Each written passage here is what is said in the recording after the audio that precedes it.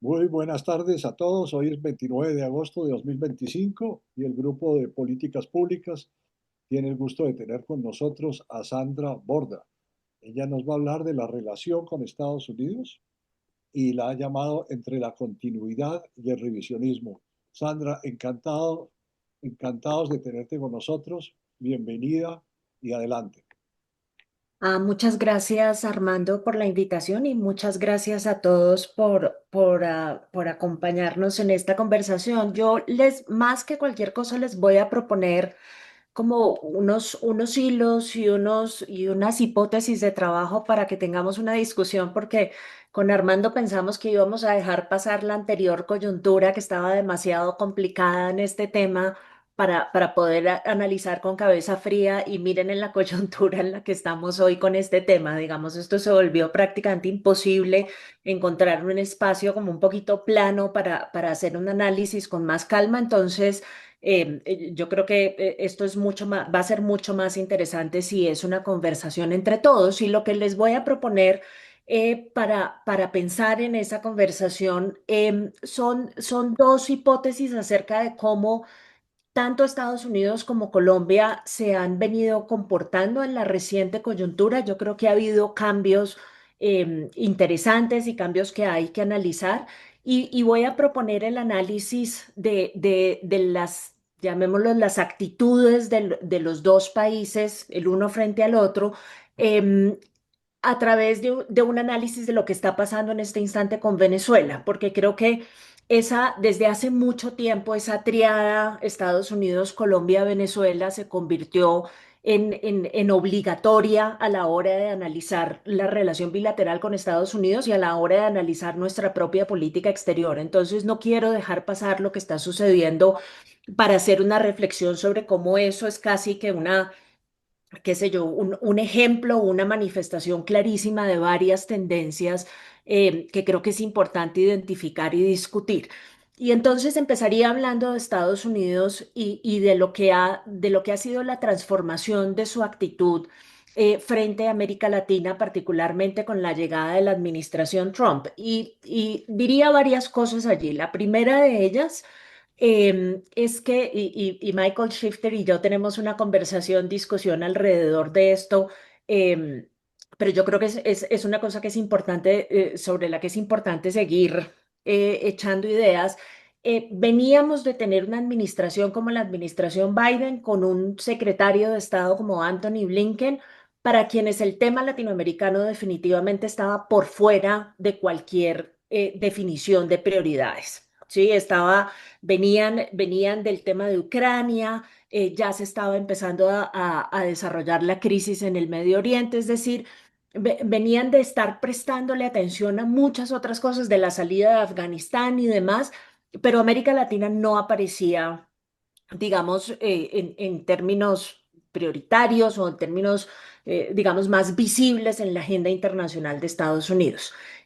Yo tal vez coincido con Michael en que América Latina está lejos de estar en un lugar prioritario en este momento, pero sí tengo la sensación de que la llegada de Marco Rubio a la Secretaría de Estado ha significado, digamos, una mirada mucho más frecuente, una mirada un poco más intensa hacia lo que está sucediendo en América Latina, y además ha significado el desarrollo de una agenda frente a la región, digamos, con cosas más definidas, con temas más claros, con canales de comunicación más claros. Y uno puede estar de acuerdo o no con la agenda que está trayendo Trump a América Latina, pero se siente mucha más densidad en esa agenda con la región. Y les doy solamente un ejemplo. La próxima semana, en el transcurso de 8 meses, se inicia la cuarta gira de Marco Rubio por América Latina, que es solamente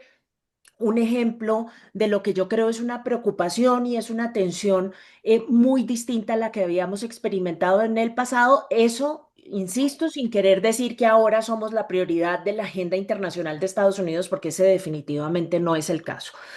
Creo que hay otro rasgo es bien interesante, y esto tiene que ver con el inicio de la administración Trump, y es que, digamos, esa ala del Partido Republicano llega con dos versiones y con dos aproximaciones distintas al cómo lidiar con América Latina. Dos aproximaciones que uno podría estar definiendo como la versión halcones y palomas, pero al interior del Partido Republicano.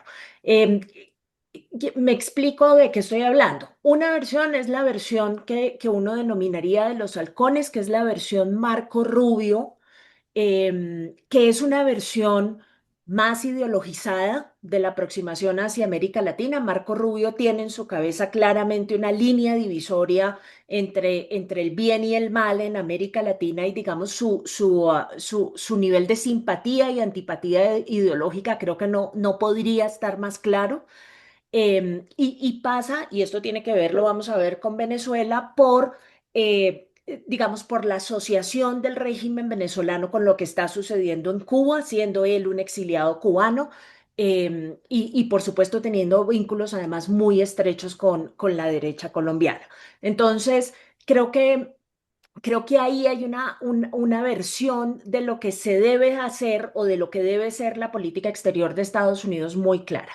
Pero hay otra ala en la que yo incluiría a Mauricio Claver Carón, que ya se fue, pero digamos que inauguró esa ala en el gobierno estadounidense, en donde yo también inscribiría, por ejemplo, al enviado especial en Venezuela. Bueno, no es para Venezuela, digamos, es para asuntos especiales, pero lo incluiría allí también a Richard Grenell, que es un ala mucho más pragmática, por tanto mucho menos ideologizada, y es un ala que tiene mucho más claro el vínculo entre la política doméstica y la política internacional, particularmente hacia América Latina. Entonces, es un ala que insistió, por ejemplo, mucho en el tema migratorio, porque sabía que el tema migratorio, además de ser un tema de relacionamiento con América Latina, era un tema de vital importancia para Trump a nivel interno y frente a su base electoral. Y es un ala, y uno lo puede ver por el trayecto de la negociación, por ejemplo, que hubo con Colombia después de la famosa crisis de los deportados, en donde está absolutamente claro que quieren lograr los objetivos que se ha planteado la administración a nivel doméstico y no importa mucho, digamos, la división ideológica, que sí es muy importante para Marco Rubio. Esa ala es un ala que yo siento en este momento y en esta coyuntura está perdiendo la partida. ¿Sí? Cada vez después de que Marco Rubio empezó siendo una figura medio débil y a quien todo el mundo criticaba muchísimo, y me acuerdo que en Estados Unidos inclusive decían al comienzo, no, este tipo no va a durar tanto, estaba como políticamente muy en un lugar muy difícil al comienzo de la administración. En lo que tiene que ver con la relación con América Latina, por lo menos creo que esa versión y lo que él significa se ha vuelto dominante en el Partido Republicano. Y lo que quiero es discutir un poco como el trayecto y la transformación que ha tenido ese paso de lo pragmático a lo más ideologizado y de la aproximación moderada a una aproximación un poco más radical. Si uno mira eso y mira la contracara de lo que ha sido, digamos, la evolución de la actitud colombiana hacia Estados Unidos, se encuentra con cosas diferentes, pero que encajan en ese proceso estadounidense en formas bastante particulares. Y entonces para esto simplemente quiero, perdón, simplemente quiero, tengo el teléfono conectado en todos los aparatos. Simplemente quiero recordar em, que cuando estábamos en el proceso electoral para llegar a la presidencia, en el último proceso electoral, la discusión alrededor de los temas de política exterior, como en todos los procesos electorales en Colombia, siempre fue muy delgadita y muy marginal. Em, Siempre hemos sabido que la izquierda en Colombia tiene una versión distinta de lo que debe ser el relacionamiento con Estados Unidos, pero durante ese proceso electoral el discurso de Petro fue tremendamente moderado en ese sentido. Digamos, nunca escuchamos a Petro decir que iba a cambiar fundamentalmente los términos del entendimiento con Estados Unidos y eso era perfectamente predecible porque obviamente en medio de la candidatura quería mandar mensajes de tranquilidad en ciertos espacios y ese de la política exterior y de la relación con Estados Unidos era un espacio ideal para eso. Después de la campaña electoral, durante los 2 primeros años de la administración Petro, es decir, los años en los que le tocó interactuar con la administración Biden, si uno se pone a mirar, tampoco hay grandes cambios en materia del manejo de la relación con Estados Unidos. Puede haber, digamos, más el articular posiciones internacionales que no son compatibles con la posición de Estados Unidos en formas muy vocales y muy elocuentes en las redes sociales y en los discursos. El caso de la posición que adoptó, por ejemplo, en materia del ataque de Israel a Gaza. Bueno, y la fase inicial de eso, que es el ataque de Hamas a los kibbutz en Israel, su silencio frente a la invasión de Rusia a Ucrania. Digamos, hay una cantidad de posiciones internacionales que él articula y que no están alineadas con Estados Unidos, pero si uno se pone a mirar las decisiones de política exterior durante esos 2 primeros años, no son decisiones que propongan un cambio fundamental de los términos de referencia históricos de relacionamiento con Estados Unidos. Recuerden que incluso en materia de drogas, por ejemplo, en algún momento alcanzó a pensar en volver a utilizar la aspersión aérea de glifosato. Para poner solamente un ejemplo, se llevan a cabo extradiciones solicitadas por Estados Unidos, es decir, esos 2 primeros años no son años de grandes transformaciones en materia de la relación con Estados Unidos. Las transformaciones van a empezar después. Y creo que eso es una cosa importante a tener en cuenta porque en una muy buena parte el cambio que sufre esa relación de este gobierno hacia Estados Unidos no es un cambio que resulte de un convencimiento ideológico que venía desde la plataforma de campaña, ni muchísimo menos, sino es más una reacción a la transformación que sufre la política exterior de Estados Unidos, que creo que eso es preciso tenerlo en cuenta. Em, la otra cosa es que en materia de la reacción de Colombia, es que el proceso de cambio en Estados Unidos nos va a agarrar a nosotros tal vez en el peor momento en materia de nuestra institucionalidad de política exterior y en materia de nuestra profesionalización del servicio exterior. ¿Sí? Y eso es importante porque a pesar de que tenemos en Estados Unidos un embajador que conoce Estados Unidos y que viniendo, digamos, de este espacio político, ideológico, era una de las mejores propuestas que podía tener Petro. Lo que pasa en Colombia, que también es importante, es un desarreglo enorme en materia de quién tiene que hablar, cómo tiene que hablar y cuáles son los canales de comunicación que tienen que existir con Estados Unidos. Incluso en materia de quién da las instrucciones acerca de cuál es la prioridad que tenemos que seguir, acerca de cuáles son digamos, cuáles son las posiciones que se van a adoptar, cómo se van a adelantar procesos de negociación, etcétera, etcétera. Entonces, empiezan a pasar cosas como que se empiezan a multiplicar la cantidad de actores al interior del gobierno que van a hablar de la relación con Estados Unidos. ¿Sí? Empiezan a pasar cosas como que terminamos con 4 cancilleres en el lapso de 3 años y sin tener una guía muy clara de cuál era la forma en la que tenían que manejar esa relación. No hay interlocución de sus cancilleres con el gobierno de Estados Unidos, ¿sí? A duras penas, esa interlocución pasa a nivel del embajador con algunos de los funcionarios, pero no con altos funcionarios. O sea, seguimos teniendo un problema de interlocutores y de conversación y de establecimiento de canales de comunicación que no es fácil, que no va a ser fácil de resolver. Entonces, en medio de todo eso, digamos, el desencuentro que empieza a generarse muy recién iniciada la administración Trump, es un desencuentro que solamente se va a seguir profundizando de ahí en adelante por cuenta de todos estos factores como semiestructurales que les estoy mencionando. Entonces, el desencuentro no es un plan de Petro. Es básicamente uno de mis puntos. Esto no es una cosa que yo creo que estuviera diseñada y que estuviera gestada para consolidarse como una suerte de política exterior revisionista de nuestra relación con Estados Unidos. No, es más una ventana de oportunidad que se le abre con el inicio de la administración Trump y que decide aprovechar porque obviamente le interesa políticamente. Y eso me lleva al último rasgo de la política exterior colombiana frente a Estados Unidos en este momento, y es que, y voy a volver sobre eso en un momento al final, no solamente nos ha venido pasando con Estados Unidos lo mismo que nos pasó con Venezuela hace un tiempo, y es que un tema de política exterior se nos volvió un tema de política doméstica. ¿No? Eso fue lo que nos pasó con Venezuela y los resultados no fueron buenos. Ahora otra vez el tema de Estados Unidos se nos volvió un tema de política doméstica.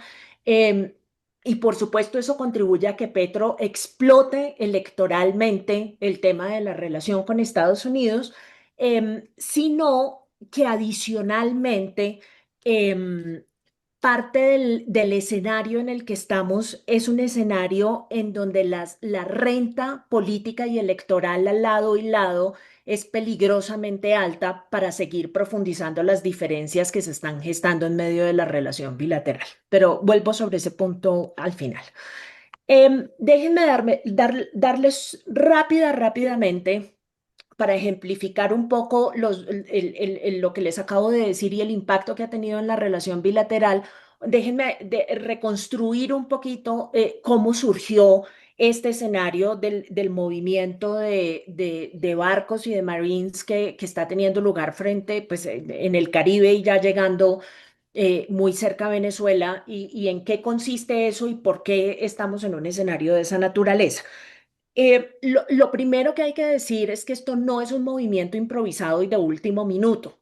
O sea, les recuerdo que en enero, recién empezado el gobierno en Estados Unidos, Trump firmó una de las muchas órdenes ejecutivas que firmó pidiéndole al Departamento de Estado que bautizara o que les pusiera el label a los carteles de la droga como organizaciones terroristas internacionales. ¿Sí?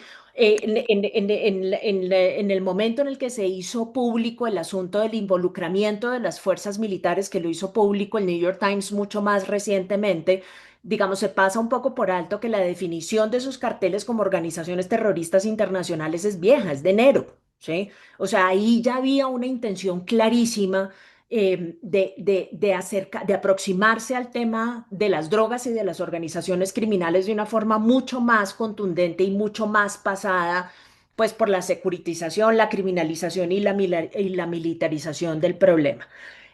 Pero simultáneamente, y fíjense, acá se empieza a ver esa tensión. Simultáneamente, a finales de enero, tiene lugar la primera liberación de estadounidenses negociada por Grenell en Caracas. ¿Se acordarán de eso? Aparecen las fotos de la reunión de Grenell con Maduro, se liberan a 6 estadounidenses que estaban en poder del régimen, y empieza justo en ese momento a haber como dos tracks de aproximación hacia Venezuela que van a empezar a generar muchas tensiones y muchos problemas, y que además responden a una tendencia muy clara de la política exterior de Trump, que es, además de tener el Departamento de Estado funcionando, hacer uso de esta figura de los enviados especiales para mover un poco más, como más de cerca, con marcación más cercana, la agenda del presidente particularmente. Y esto va a generar una tensión grande en el tema de Venezuela más adelante. Febrero, el Departamento de Estado mete al Tren de Aragua y a la Mara Salvatrucha en esta lista de organizaciones terroristas internacionales, las define como una amenaza a la seguridad nacional de Estados Unidos, y básicamente hace un movimiento que es entre simbólico y políticamente contundente de decir, esto no es cualquier organización criminal, estos son lo que hoy entendemos son grupos terroristas internacionales con todas las implicaciones que eso tiene en el escenario de Estados Unidos. En febrero, miren los dos tracks funcionando. En febrero, Maduro anuncia, después además de lo que había pasado con Colombia, que él va a recibir voluntariamente deportados de Estados Unidos y que está llevando a cabo conversaciones con Estados Unidos para recibirlos, que él mismo va a proveer los vuelos y va a pagar por este asunto. Una nota al pie de página. En mayo, la directora de Inteligencia Nacional de Estados Unidos, Tulsi Gabbard, saca del Consejo de Inteligencia a dos miembros senior además, que se atrevieron a decir en un reporte de inteligencia que Maduro no tenía vínculos con el Tren de Aragua como estaba sugiriendo Trump y como estaba sugiriendo Marco Rubio. Ahí se empieza a gestar un movimiento que yo creo que es un movimiento bien fuerte en favor del ala más dura de todo este asunto. Y finales de mayo se va Mauricio Claver Carón de la Casa Blanca. ¿Sí? Lo que es un golpe muy fuerte para la dimensión moderada y menos ideológica del manejo de la política exterior. Lo que viene de ahí en adelante lo recuerdan ustedes mucho más rápido, pero déjenme solamente llamar la atención sobre un reporte que hizo el New York Times en ese momento que creo que es muy interesante sobre cómo finalmente entraron en colisión estas dos alas. Mientras Grenell estaba negociando con el gobierno venezolano la liberación adicional de americanos, y la repatriación de deportados, estaba adelantando toda una negociación. El Departamento de Estado, a través principalmente de quien es hoy nuestro embajador encargado en Colombia, McNamara, estaba negociando simultáneamente con el régimen venezolano, los dos separadamente. Y ninguno de los dos sabía qué era lo que estaba pasando con la negociación del otro. ¿Sí? Y eso se filtró a la prensa y fue donde quedó más claro que el manejo de la situación venezolana estaba siendo sujeto de una competencia burocrática interna entre estas dos alas particulares. Eso termina en que finalmente la partida la termina ganando Grenell, y sabemos eso porque Grenell, la gran diferencia entre Grenell y Rubio era nada más y nada menos que el otorgamiento de la licencia de explotación para Chevron.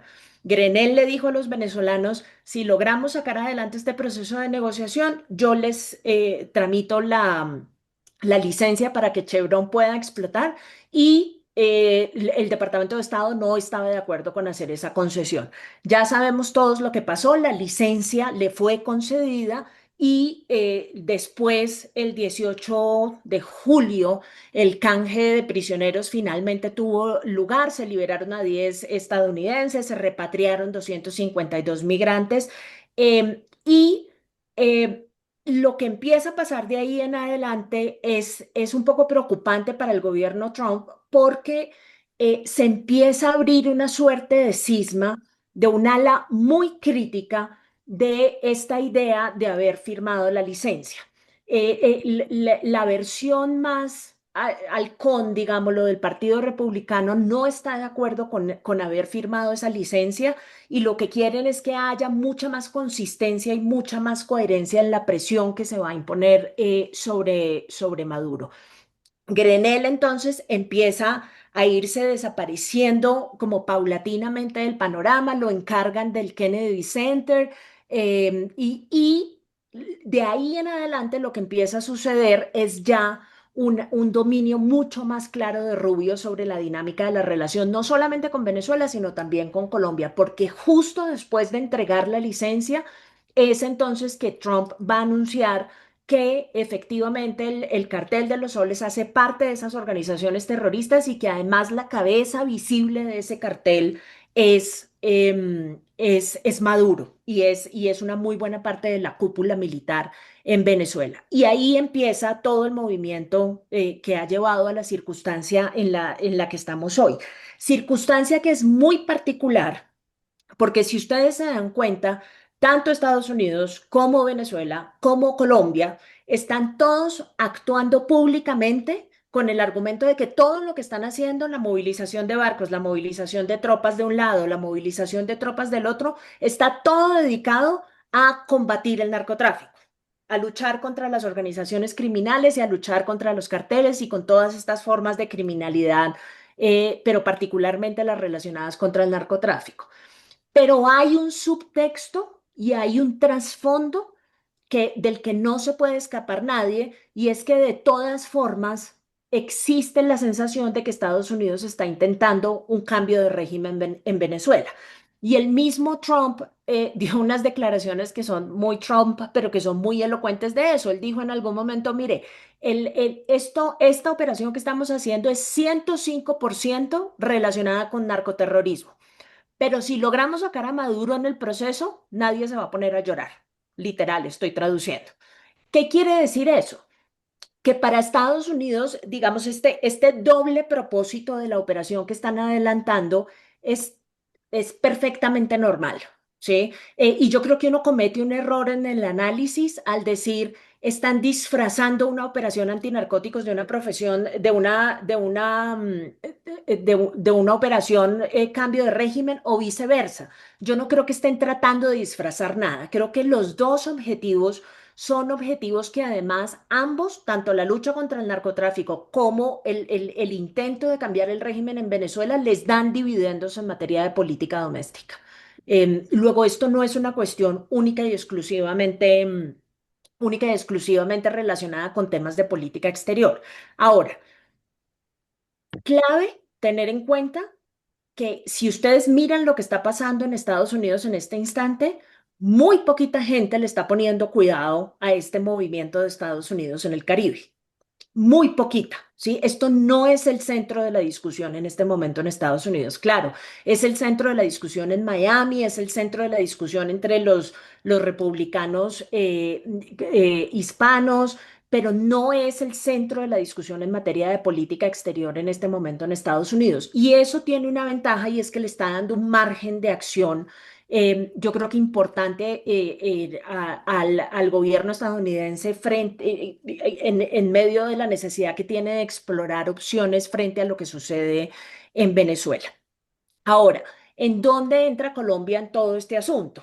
Creo que, digamos, los costos de la operación de Estados Unidos frente a Venezuela en este momento se elevan sustancialmente si Estados Unidos no logra evitar que Colombia arme frente común con Venezuela.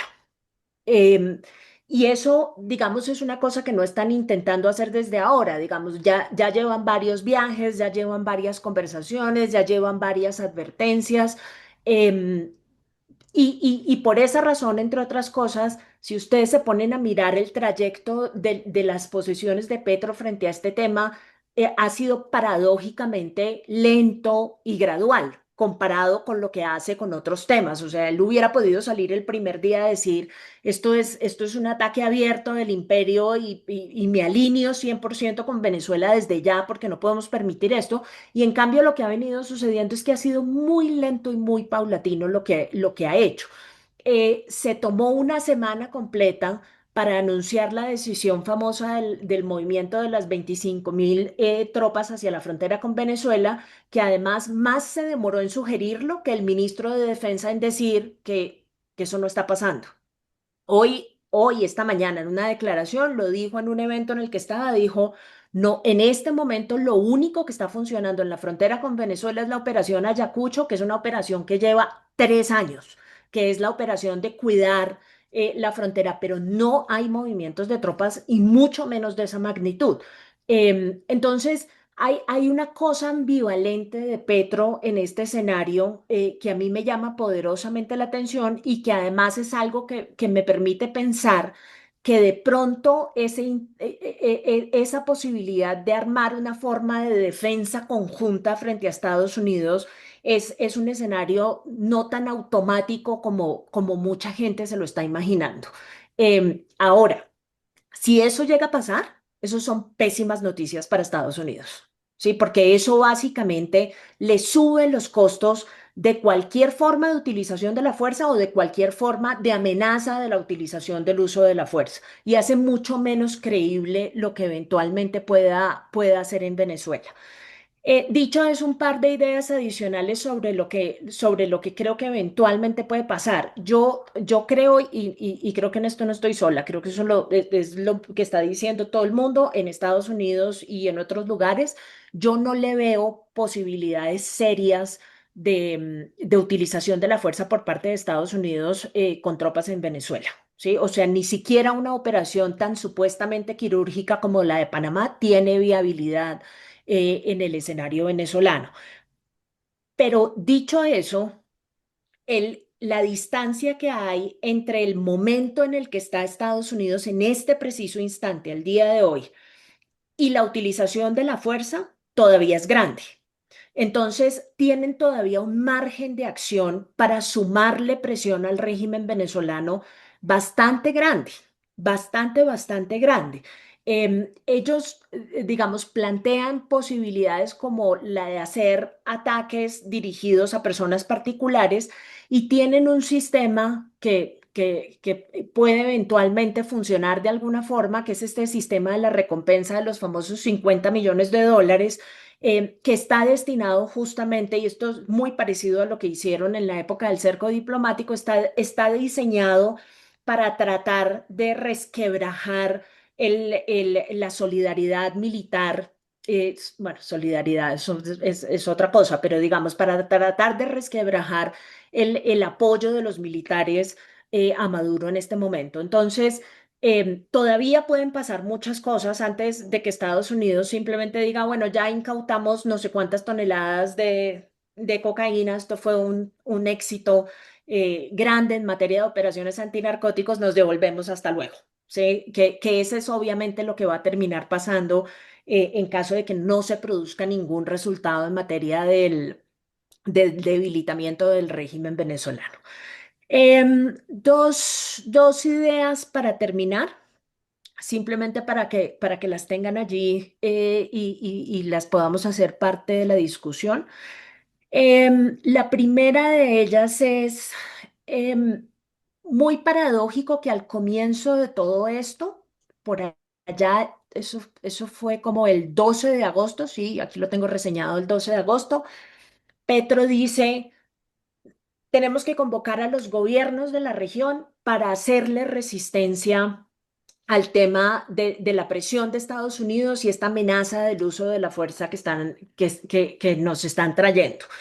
Necesitamos activar los mecanismos regionales, necesitamos conversar y convoca inmediatamente a una reunión de cancilleres. Y esto se parece mucho a lo que le pasó después del famoso Domingo Negro de los deportados. Eh, no resulta eso en nada. Petro no tiene capacidad de convocatoria a nivel regional. Digamos, no ha logrado ni a través de la CELAC, de la que somos presidentes además en este momento, ni a través de otro tipo de formas de organización más ad hoc, no ha logrado establecer o convertirse en líder o por lo menos convocar una conversación regional frente a esto que está pasando con Estados Unidos. Y claro, no ayuda la polarización y las grandes diferencias en materia política e ideológica que hay en este momento en América Latina, pero lo cierto es que ni siquiera los mismos actores que son críticos de lo que está haciendo Estados Unidos en este momento los ha logrado convocar. Las declaraciones del ministro de Relaciones Exteriores de Brasil son claras, o sea, no están de acuerdo, no les gusta, les preocupa lo que está haciendo Estados Unidos. Lo mismo sucede con varios otros gobiernos de centro o de izquierda y sin embargo no es posible, digamos, generar algún tipo de acción conjunta para reaccionar frente a eso. Y eso, digamos, independientemente de lo que signifique para el liderazgo de Petro, creo que es muy preocupante, porque eso nos deja sin capacidad un poco de resistir un embate que yo creo que es muy problemático para América Latina. O sea, independientemente del caso venezolano, creo que el que Estados Unidos esté llegando de nuevo a esta versión de la guerra contra las drogas, que es irrespetuosa del derecho internacional, que es irrespetuosa de la soberanía, que pasa además por involucrar directamente a los militares en operaciones y no solamente a través de inteligencia, yo creo que esas no son buenas noticias para la región. Y tristemente no estamos en capacidad de reaccionar de ninguna forma, a pesar de que esto no le conviene a México, no le conviene a Brasil, no le conviene a Venezuela, no le conviene a Colombia, no le conviene a un montón de actores en este momento que están sufriendo, digamos, los problemas de la criminalidad organizada derivada del narcotráfico. Em, el otro tema es que, y esto seguramente sí lo vamos a discutir. Yo personalmente tengo un problema con los argumentos que se los he oído a varios candidatos presidenciales, que sugieren que la mejor forma de resolver esta suerte de crisis en la que estamos en el relacionamiento con Estados Unidos es regresar al modelo previo de relacionamiento con Estados Unidos. ¿Sí? Regresar al alineamiento irrestricto, regresar a la relación especial, regresar, digamos, a la forma en la que hemos manejado nuestra relación con Estados Unidos siempre. Yo no creo que eso sea posible ya. ¿Sí? No creo que sea posible y no creo que sea recomendable. Y no porque nosotros no queramos que eso pase, sino porque simplemente creo que estamos en un sistema internacional muy distinto al sistema internacional en el que eso funcionó, porque yo creo que funcionó. De cierta forma, digamos, yo podría haber sido en el pasado muy crítica de ese alineamiento, pero ese alineamiento fue una apuesta clara que trajo dividendos particulares en materia de seguridad y en materia de desarrollo, y eso está documentadísimo en todos los textos de política exterior y de relacionamiento con Estados Unidos. Pero en este escenario internacional creo que ya no va a pagar tanto, ya no va a pagar igual. Y adicionalmente, además de que estamos en un sistema internacional en el que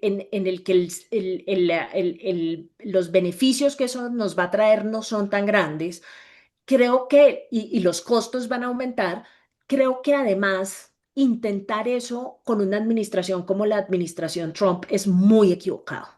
¿Sí? Nosotros no podemos seguir intentando manejar la relación con Estados Unidos cuando la manejábamos en el pasado, como la manejábamos en el pasado, perdón, porque el gobierno de Estados Unidos en este momento no se parece en nada a los gobiernos con los que nosotros interactuamos en el pasado. Aplicarle los mismos principios, las mismas reglas, los mismos términos de entendimiento, yo creo que nos puede poner en un escenario muy complicado. Entonces, necesitamos hacer un ejercicio que yo creo que no es un ejercicio fácil después de un siglo de haber manejado la relación en la forma en la que lo hicimos, y es inyectarle un poco de imaginación, un poco de creatividad y tratar de mirar los otros modelos que se están usando en América Latina para interactuar con la administración Trump.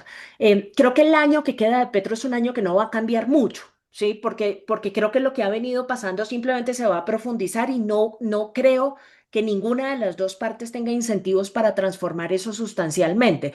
Mi preocupación está más con lo que pase después, porque siento que no tenemos sino como dos versiones: la versión que utilizamos durante un siglo y la versión de Petro. Y ninguna de esas dos versiones, insisto, son apropiadas para rediseñar el manejo de la relación con Estados Unidos en lo que nos resta. Creo que esas eran las ideas que tenía en la cabeza y que quería compartirles. Entonces, pues nada, si les parece, conversamos más. Muy bien. Sandra, mil gracias. Muy, muy interesante, muy provocadora, provocativa tu presentación. Quiero invitar a todos los miembros a participar. En particular veo muchas personas que han trabajado en estos temas. Quisiera escuchar a Michael Shifter cuando él quisiera levantar la mano. Bienvenido. Y vamos a empezar a darle la palabra a Diego Pisano. Diego. Muchas gracias, Armando, y muchas gracias a Sandra por esa muy interesante presentación, muy buen análisis de la política exterior de Estados Unidos, pero también muy buen análisis de las relaciones de Colombia y Estados Unidos. Mi pregunta es un poco más general y está basada en los análisis de varios expertos, como el profesor Paul Krugman, que dicen que todo el sistema de alianzas que Estados Unidos había construido desde 1945, con organismos multilaterales, con la Organización Mundial del Comercio, con la OTAN, con todo este cúmulo de alianzas, tanto en el Asia como en Europa, como en América Latina, todo eso se está derrumbando.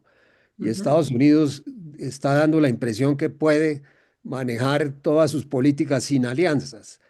Entonces, la primera pregunta es si Sandra está de acuerdo con esa apreciación. Y segundo, ¿qué implicaciones, si eso fuera cierto, qué implicaciones tendría ese escenario en las relaciones con Colombia, que va a ser difícil llegar a acuerdos comerciales, a acuerdos de seguridad? Algunos candidatos presidenciales han hablado de un posible Plan Colombia 2 para el tema de seguridad. Eh, ¿Qué pasaría si realmente Estados Unidos muestra total desinterés en volver a alianzas como las que tuvo después de la Segunda Guerra? Gracias. Gracias, Diego. Sandra, voy a darle la palabra a dos personas más y Per- acumulamos tres y vuelvo contigo, ¿te parece?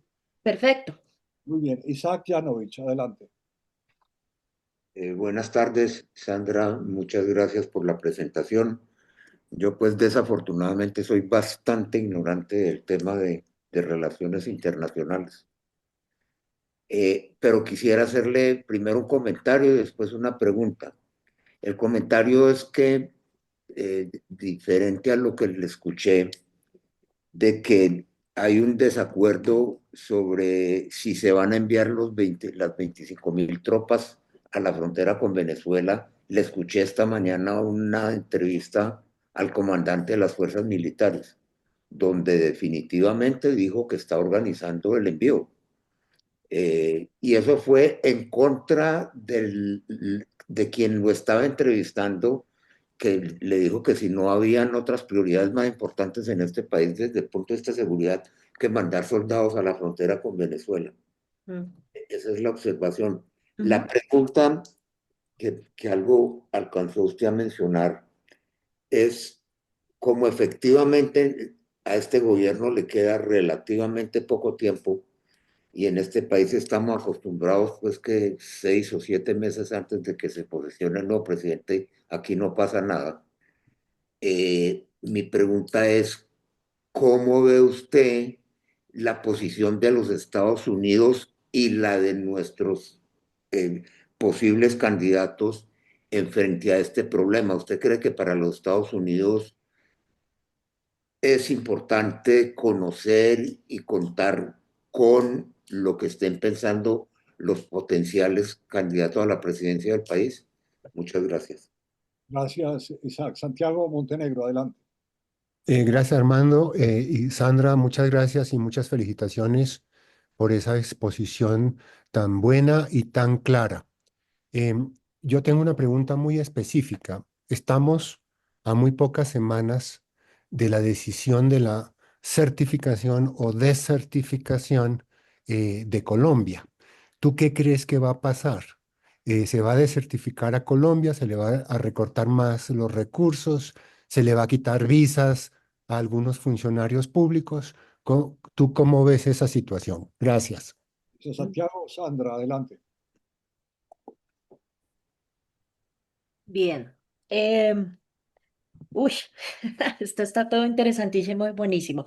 Diego, sobre ese tema, ese tema es absolutamente fascinante porque, digamos, hay toda una, y como una cosa muy rara, los académicos de relaciones internacionales en Estados Unidos están escribiendo sobre coyuntura, o sea, cómo será de abrumador esto, que una disciplina que casi nunca escribe de coyuntura ahora está dedicada a eso.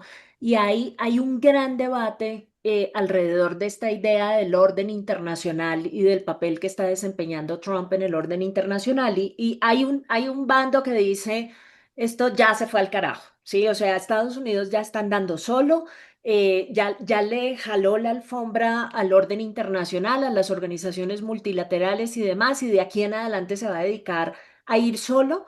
Y lo que nos queda es esperar las otras potencias emergentes y particularmente China, qué van a hacer y si tienen una propuesta de organización multilateral y una nueva propuesta de orden mundial o no. Pero Estados Unidos ya no le camina a eso. Y hay otros que dicen, em, es mucho mejor pensar en que estamos, y eso también puede tener un poquito de wishful thinking, ¿no? También, pues los liberales vivimos con una angustia existencial de que se nos vaya a desaparecer el orden liberal definitivamente. Entonces, una de las alternativas es pensar que esto es una crisis del orden liberal, pero que el orden liberal, y eso es básicamente John Ikenberry, a quien les recomiendo mucho que lean porque ha hecho unas reflexiones bien interesantes sobre esto. Él dice, el orden liberal con todas sus instituciones, el orden liberal internacional con todas sus instituciones es tan fuerte, tan denso, tiene tanta trayectoria histórica que aún si Estados Unidos flaquea en su compromiso con ese orden internacional durante las administraciones de Trump, ese orden no se va a desbaratar solamente porque ocurra eso. ¿Mm?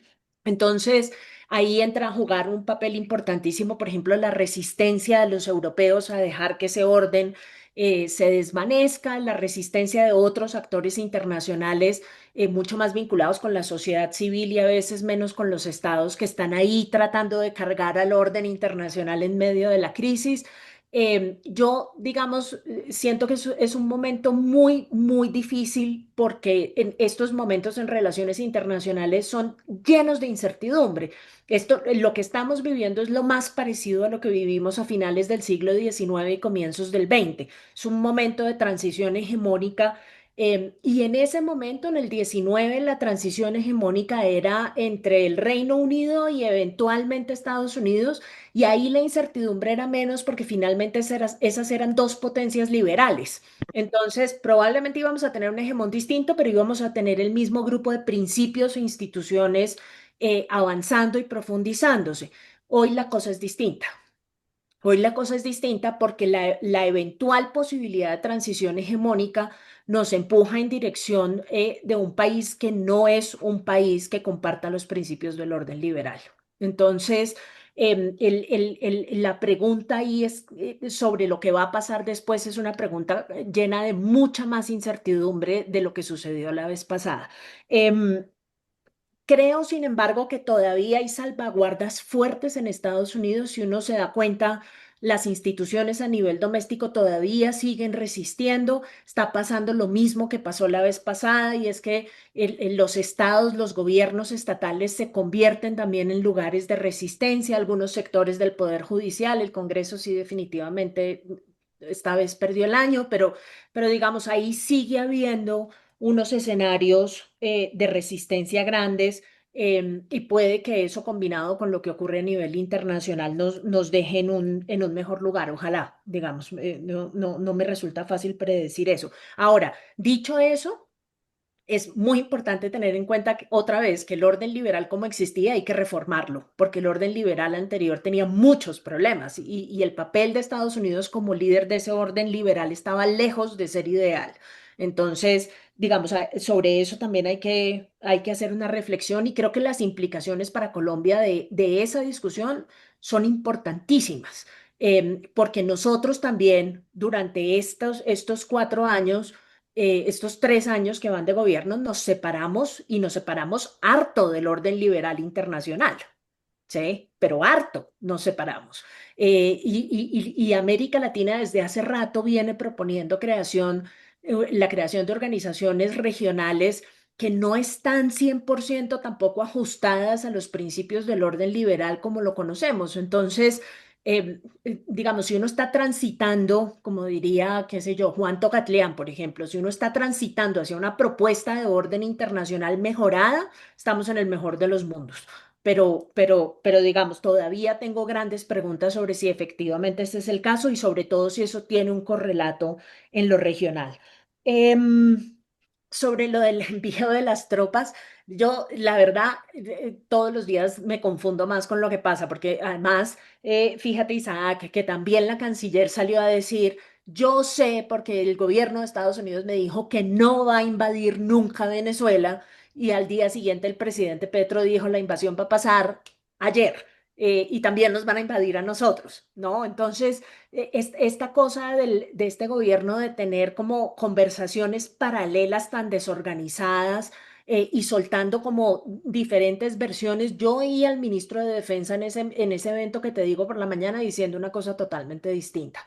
Entonces, me cuesta trabajo, pero eso no es ni culpa tuya ni culpa mía por estar mal informados, sino que es que este es el bombardeo permanente de información contradictoria que es mucho más latente en el caso de los temas de política exterior que en otros temas de política pública a veces.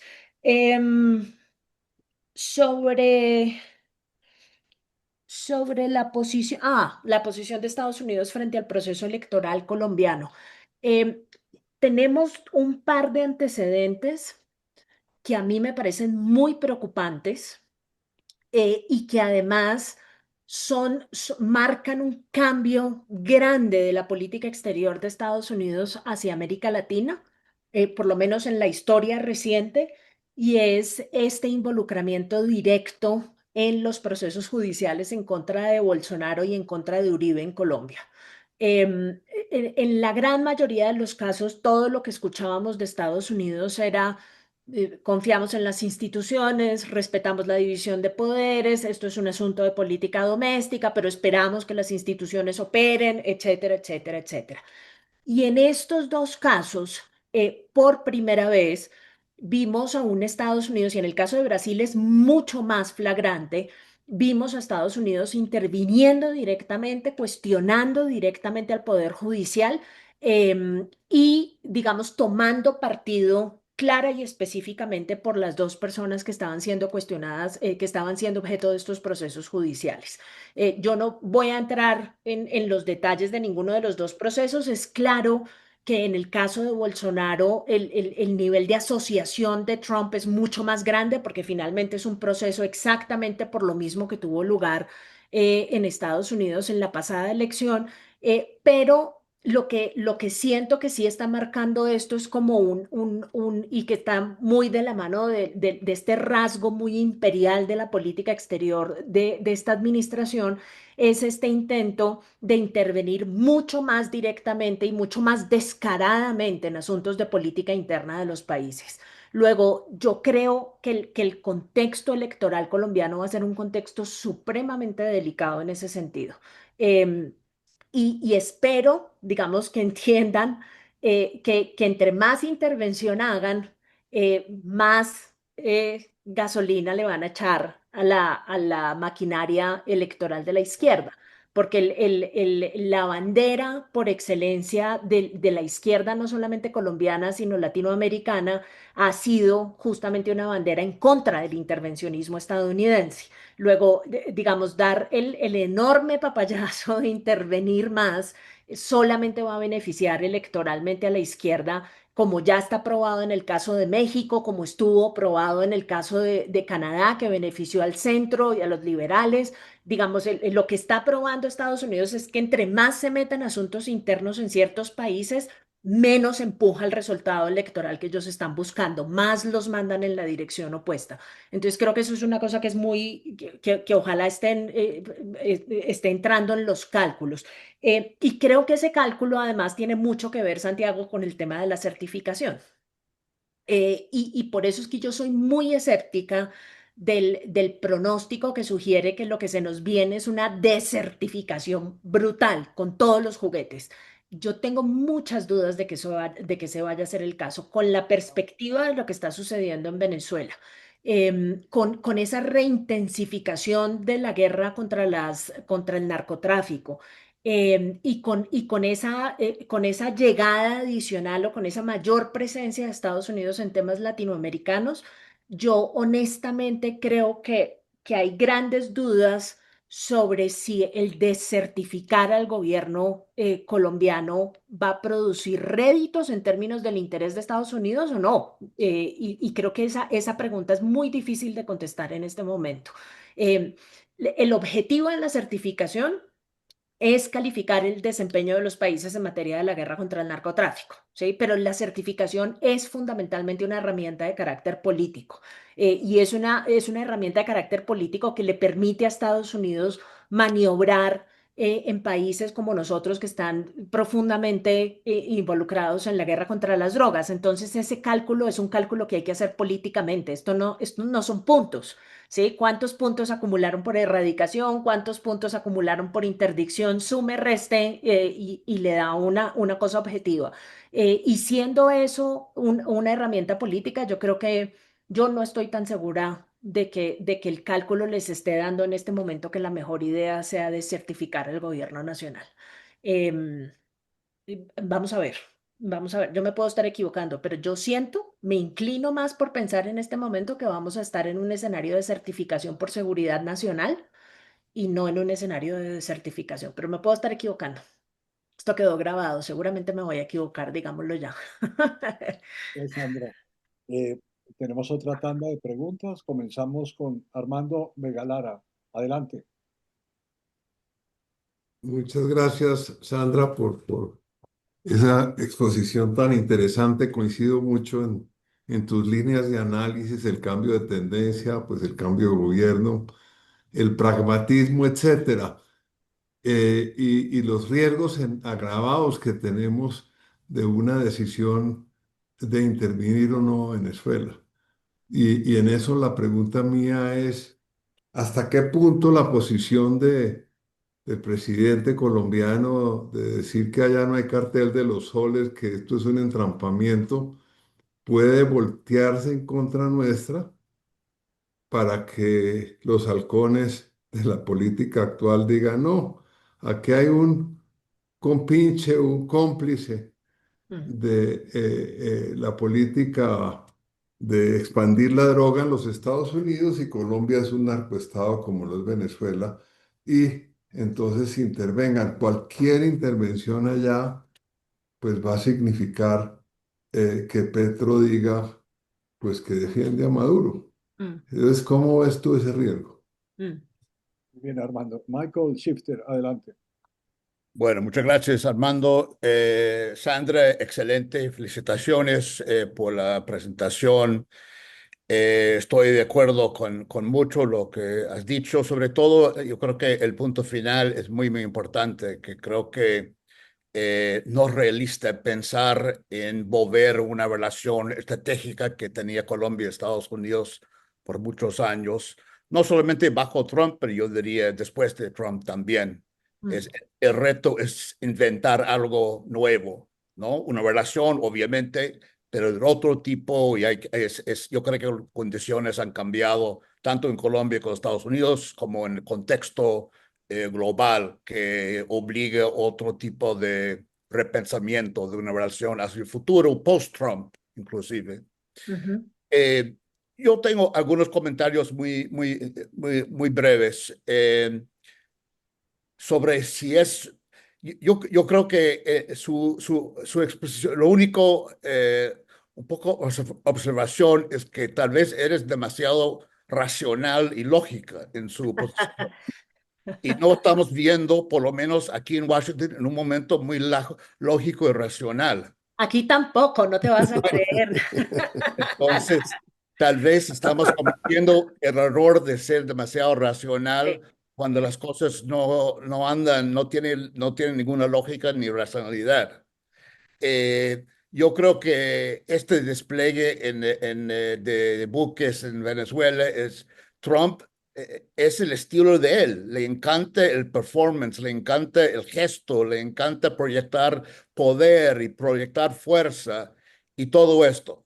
Eso es su estilo, eso le gusta generar miedo, pánico, caos. O sea, hay que ver lo que está pasando en esto en relación a lo que ha hecho en todas partes, incluyendo Washington, mandando tropas aquí. Eso es lo que le encanta, le gusta mucho eso. Está mostrando su poder. Eso es diferente de tener seriedad para resolver un problema. Mm. Y yo no veo yo soy muy escéptico si va en el sentido, problema de régimen de Maduro o problema de narcotráfico o lo que sea. Yo soy muy escéptico si esto va a tener algún resultado concreto en términos de reducción de narcotráfico o lo que está pasando. Mm. Entonces, yo creo que punto de partida debe ser quién es ese señor. Es un productor de show. Mm. Está haciendo eso, y todo el mundo está prestando atención a eso. Yo no sé cuánto va a pasar. Sabes que él va de un tema para otro. Sí. Y eso es un poco mi reacción a lo que dice que América Latina es prioritario. O sea, dice que hay más volumen, pero este es un presidente donde hay más volumen en todo el mundo. Hay más volumen en Canadá, hay más volumen, o sea, él es, porque no para y abre frentes con todo el mundo en todas partes. Entonces, bien es cierto, si uno mira comparado con los otros tiempos en América Latina, hay más volumen, pero hay que mirlo en contexto en general. O sea, ser prioritario es una relación con otro. Entonces, puede ser más sobre América Latina, pero también es más sobre otras áreas. Eso es lo que yo percibo. Y Marco Rubio, si bien es cierto que en este momento se parece dominante, eh, eh, él tiene, yo creo que un tema que tocaste para Colombia también aplica a Estados Unidos, que es muy relevante, es la capacidad institucional para ejecutar políticas en política exterior. Lo que ha pasado aquí es todo lo contrario. Como tú sabes muy bien, hay una reducción de personal en el Consejo de Seguridad Nacional, hay despedidas en el Departamento de Estado, mucha gente muy profesional, con muchos años de experiencia, con mucha formación, han salido. Entonces, si uno piensa en una política que tenía alguna posibilidad de éxito, necesita un nivel de apoyo institucional. Y yo creo que Marco Rubio, como usted sabe, tiene 5 trabajos. Sí. Entonces, no me queda claro si tiene como se dice, el bandwidth, el ancho de banda para nada. O sea, yo soy más escéptico. Y también, claro, en este momento tiene tal vez dominante, pero falta mucho. Y no solamente Grenell, hay otros actores que también influyen mucho en Trump. Tú sabes, tú conoces a Laura Loomer, que fue importante en la decisión de Chevron. Sí. Una persona que llega a Trump, entonces no es solamente Grenell y Rubio, hay otros actores en MAGA, Steve Bannon, otra gente, y los amigos de Trump, los que están interesados en el sector petrolero en Venezuela, Chevron, lo mismo de gente de Chevron y todo eso. Entonces, lo que yo veo, hay muchas contradicciones, hay mucha confusión, y yo creo que esto lo vamos a tener por los próximos 3 años y medio. Eso es mi impresión. Muchas Gracias. gracias, Michael. Muchas gracias. Hernando José Gómez, adelante. Bien, gracias, Armando. Y gracias, Sandra, muy interesante tu presentación. Yo quería preguntarte es por el lado del tema del narcotráfico, o sea, desde épocas de Santos II hemos venido creciendo la producción de cocaína. Hoy en día estamos exportando más cocaína que nunca a los Estados Unidos, a pesar de que las interdicciones sean más grandes, pero ha sido todavía mucho mayor la proporción de producción y de exportación de coca. Y eso también ha llevado a que Colombia cada vez quede como más integrada a los carteles mexicanos, al cartel de los soles, todo el proceso de blanqueo de ese dinero, el cual se habla que Hezbollah y sus conexiones con el Medio Oriente pues juegan un papel importante. Entonces eso como que cambia la película. Antes era una cuestión más sencilla, que simplemente se producía cocaína acá o base de coca, se procesaba y se mandaba en un avión para Estados Unidos. Ahora todo esto es como mucho más sofisticado y de un tamaño bastante mayor. Entonces, ¿tú cómo ves cómo eso puede estar condicionando ahorita nuestras relaciones con Estados Unidos y cómo previsiblemente puede evolucionar cómo Estados Unidos nos vaya a percibir hacia futuro en la medida en que la historia que es que estamos haciendo la mayor interdicción en toda la etapa, desde que existe la guerra contra las drogas, pues eso ya eso no va a convencer a nadie. Entonces, ¿cómo ves tú que eso vaya a afectarnos hacia futuro? Gracias. Sandra, adelante.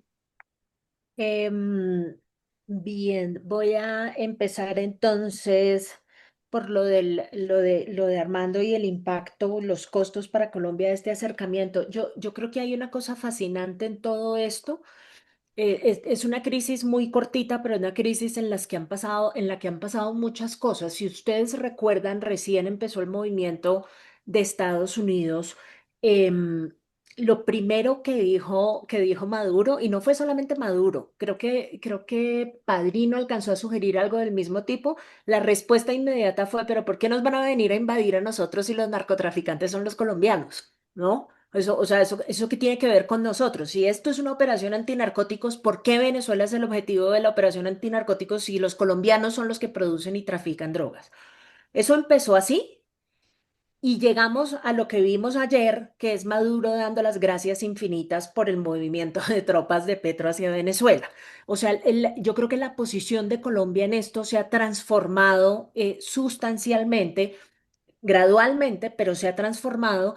Y lo que está haciendo Petro es una cosa muy particular, y es que se está, a pesar de que lo ha distanciado de Maduro distintos temas, porque digamos, hay mucha gente que quisiera creer que son íntimos amigos y que se encuentran en todo, pero la verdad es que la relación de Petro y Maduro nunca ha sido una relación buena. Em, y hay distintos temas que los han distanciado, lo que pasó en el Catatumbo, antes la ofensiva del ELN, en fin, varias cosas. Y en el momento, y esto creo que es un muy buen titular de La Silla Vacía, es algo así como en el momento en el que más nos cuesta acercarnos, es justamente en el momento en el que nos estamos acercando a Venezuela, en el momento más costoso de todos. Y yo creo que la información sobre el costo que iba a tener ese acercamiento la tenía el presidente. ¿Sí? O sea, no es que se esté acercando sin saber eventualmente qué va a pasar. Yo creo que estaba bastante advertido de los costos que eso va a tener. Ahora, costos tangibles, en términos generales, creo que tenemos que esperar un poco al mediano y al largo plazo, porque lo que puede terminar pasando es que al subirle, digamos, las dificultades a Estados Unidos en esta operación, lo que termine haciendo Estados Unidos, y yo en eso estoy de acuerdo con Michael, es que se dé la vuelta y se regrese, porque digamos, ahí no hay mucho hacia dónde avanzar. Y ya toda la gente que sabe sobre el tema del narcotráfico ha dicho de 8.000 formas que ese tipo de operaciones militares son cero efectivas en materia de interdicción. Sí, eso no funciona en materia de poner toda esa fila de barcos y con esas características técnicas, eso no es útil para la interdicción.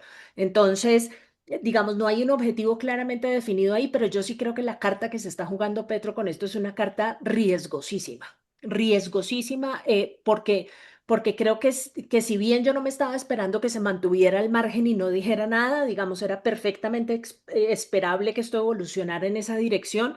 Eso no necesario, que sea predecible no quiere decir em, que vaya a salir librado de costos la posición que está asumiendo en este instante. Quiero esperarme un poco para saber qué pasa con los famosos movimientos de los 25.000 soldados hacia la frontera. El otro tema del que no hemos hablado, pero hay que tenerlo ahí muy presente, es que todo esto se está haciendo en el contexto del famoso acuerdo de la zona binacional entre los dos países, ¿no?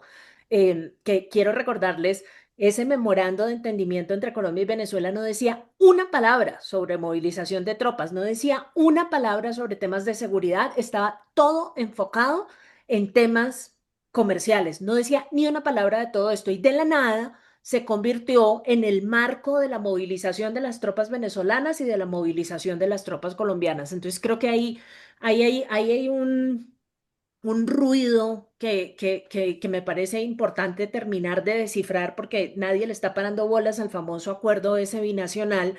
Bueno, menos mal lo demandaron, pero digamos, eso creo que es una cosa a la que el Congreso tendría que hacerle mucho más seguimiento y vigilancia, pero digamos, diría que el costo de esto va a ser alto. El costo de esto va a ser alto. La pregunta es si el cobro va a ser en certificación o va a ser en otras cosas.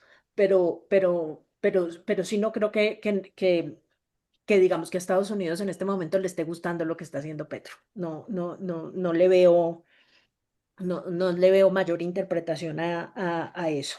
La pregunta es en qué se va a traducir.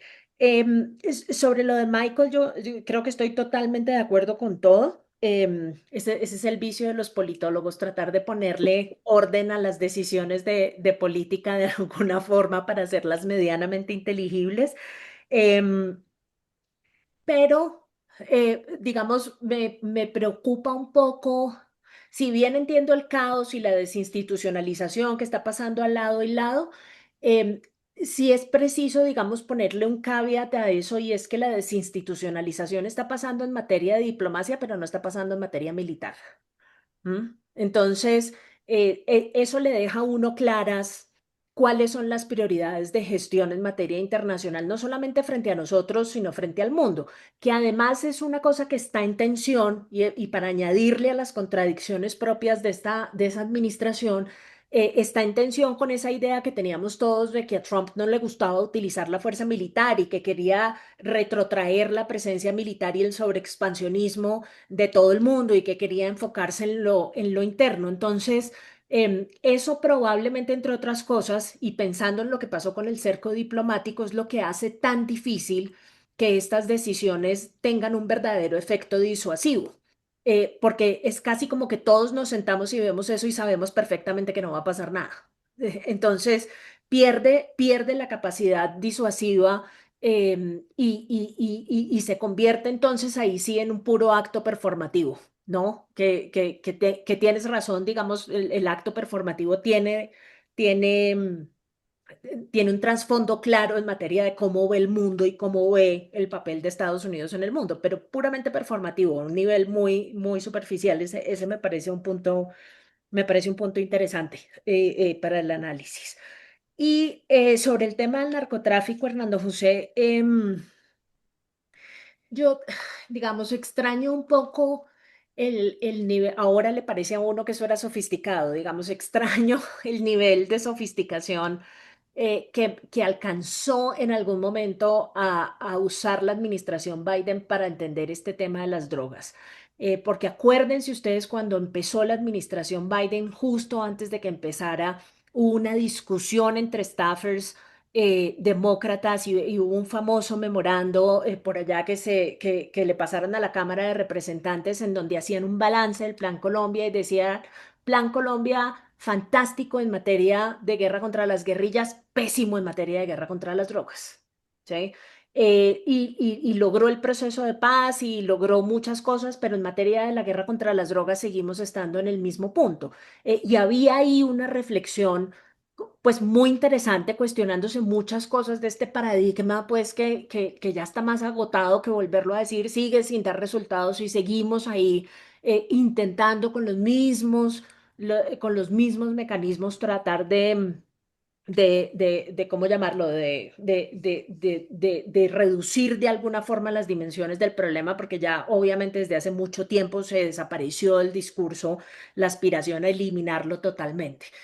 Yo personalmente creo que desaprovechamos un momento histórico que se inició con la administración Santos en materia diplomática y que consistía en tratar de liderar y de promover una discusión a nivel internacional y en foros multilaterales sobre la inutilidad de este paradigma y sobre la necesidad de enfrentar este problema haciendo uso de otros mecanismos. No estoy hablando de legalización, porque ese debate ya está medio pasado de moda.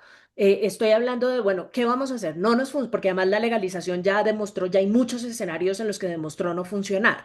Entonces, ¿qué es lo que sigue ahora? ¿Cómo podemos nosotros, que tenemos la mayor autoridad moral en el sistema internacional, convocar a una conversación que, por supuesto, involucre a Estados Unidos sobre cómo vamos a enfrentar este problema sin hacer uso de las mismas fórmulas trilladas que no nos han dado resultado?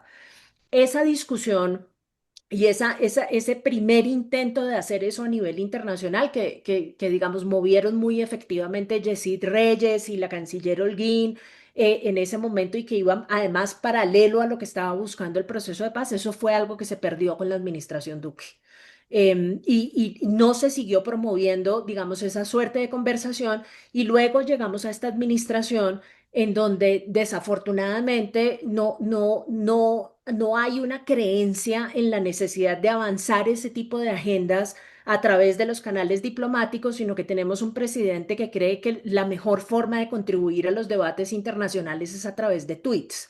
Y entonces no hay un esfuerzo concertado a través del servicio diplomático en los distintos escenarios multilaterales que inviten a esa discusión en donde Colombia convoque, donde tenga lugar una conversación de esa naturaleza. Hay esfuerzos aislados, lo de Viena por un lado, algunas otras cosas en el Ministerio de Justicia, pero no hay una política, no hay una dimensión de la política exterior que nos esté empujando en esa dirección. Y desafortunadamente, mientras eso suceda, nosotros no vamos a tener resultados en materia de guerra contra las drogas y vamos a estar exactamente en el mismo nudo cerrado en la relación con Estados Unidos, porque no hay, digamos, alternativa distinta.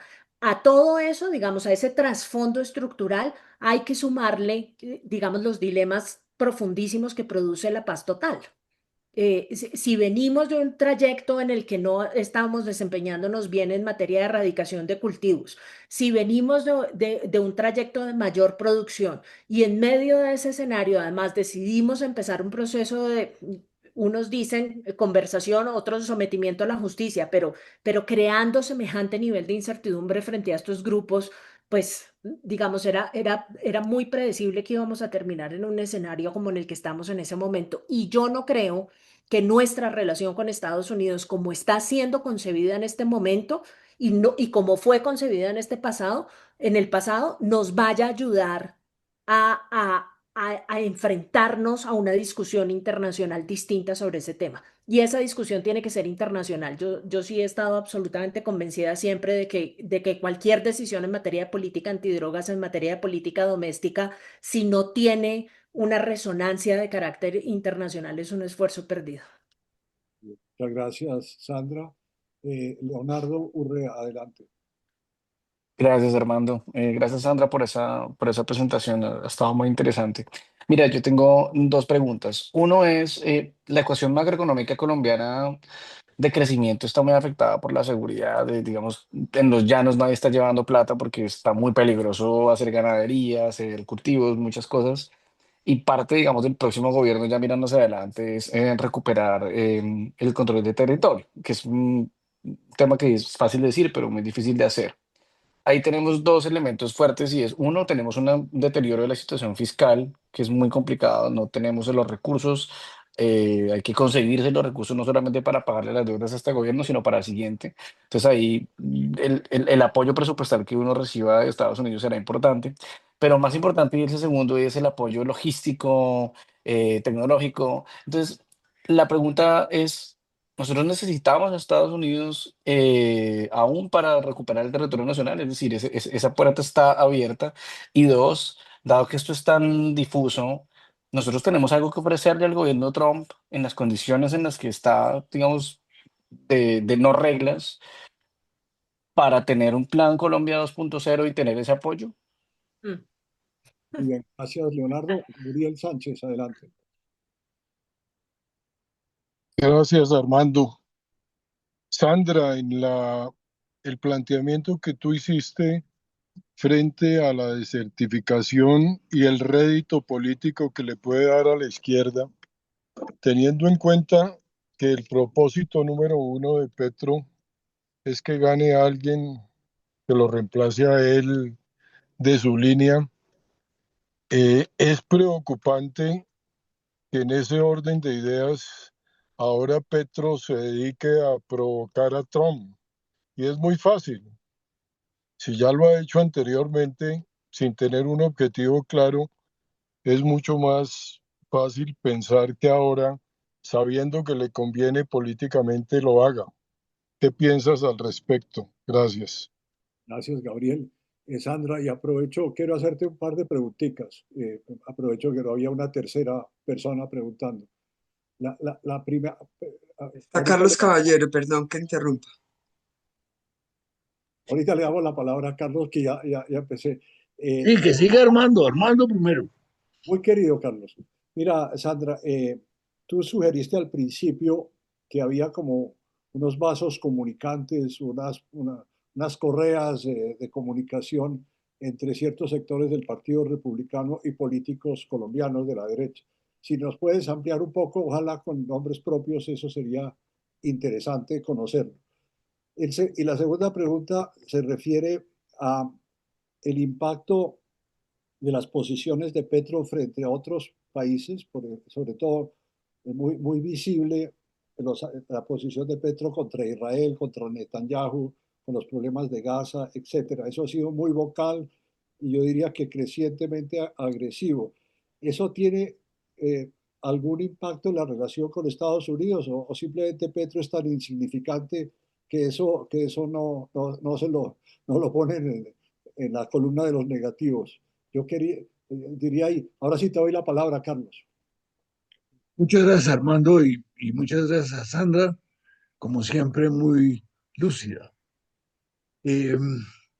Mi pregunta es dentro de toda esta locura e insensatez, hay un señor que pone aranceles, que quita aranceles, que los sube, que los baja, y resulta que Colombia quedó con el 10% por ahora.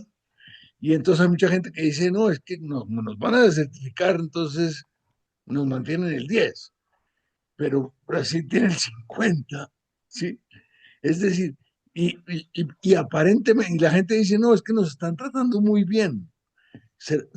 Entonces, ¿cómo juega toda esta locura en la parte de comercio exterior que es fundamental? Carlos. A ver, Sandra, adelante. Bien, sobre la pregunta de Leonardo, que es una pregunta fundamental.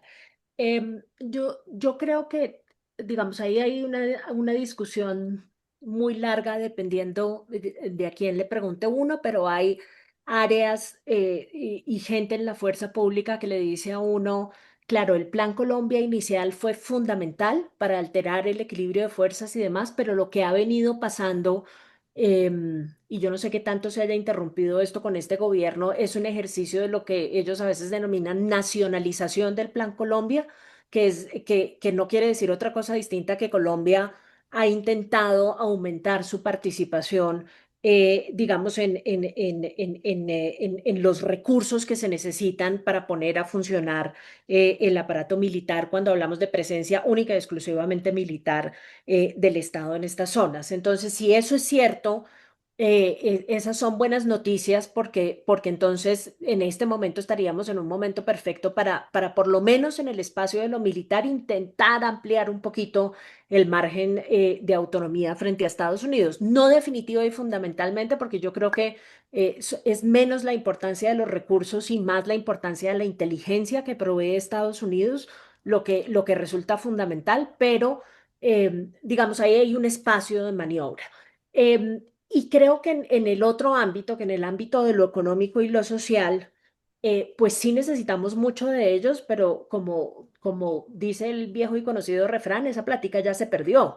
Con la salida de USAID y con la reducción del papel y del presupuesto de USAID en el aparato de política exterior de Estados Unidos, o sea, eso no va a cambiar en los próximos años de la administración Trump y es claro que eso va a significar, bueno, ya significó una reducción clarísima del presupuesto en materia de ayuda económica y social a Colombia. Entonces, mi punto es, puede que en aras de la discusión uno diga los necesitamos y los necesitamos muchísimo. La idea es simplemente que en este momento ellos ya no están tan disponibles como siempre han estado, ¿sí? Y que si nosotros no empezamos a diseñar planes digamos, ¿cómo llamarlo? De reemplazo, por ponerlo de alguna forma, si no empezamos a mirar en otras direcciones, cada vez vamos a pagar un costo más alto por no adaptarnos eficientemente a esa nueva circunstancia. Y yo, digamos, siempre utilizo el ejemplo de lo que hicimos comercialmente con Venezuela. Yo me acuerdo que cuando finalmente se empezó a tomar, el sector privado empezó a tomar la decisión de mirar en otra dirección, pues claro, eso inicialmente tiene unos traumatismos claros, pero lo hicimos, ¿sí? Porque Venezuela ya no era un socio confiable en términos comerciales y había que mirar en otra dirección. Entonces, esos procesos de diversificación y de adaptación no son imposibles. A mí la angustia que me produce Colombia es que Colombia en materia internacional siempre llega tarde a esos procesos de diversificación y de adaptación mucho más en lo político que en lo económico y comercial. Pero en este caso, creo que estamos muy a tiempo de iniciar esa suerte de reflexión. Ahora, dicho eso, a mí me parece que iniciar ese proceso durante la actual administración puede ser un error. ¿Sí? Ya lo vimos, ya vimos lo que pasó con lo del memorando este con la iniciativa de la franja y la ruta. Si uno inicia un proceso de diversificación y de adaptación al nuevo escenario internacional con un discurso de patear el tablero con Estados Unidos y por eso irse a los brazos de China, eso es garantía no solamente de que se arruina completamente la relación con Estados Unidos, sino que además se empieza a concebir la relación con China de una forma totalmente equivocada.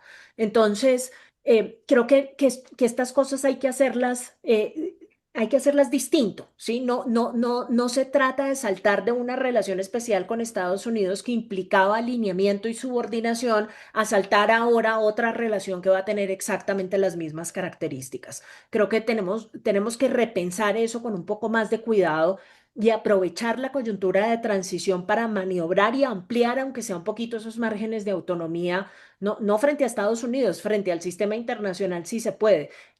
Creo que el secreto detrás de eso puede consistir en tratar de inyectarle menos ideología a ese proceso de adaptación.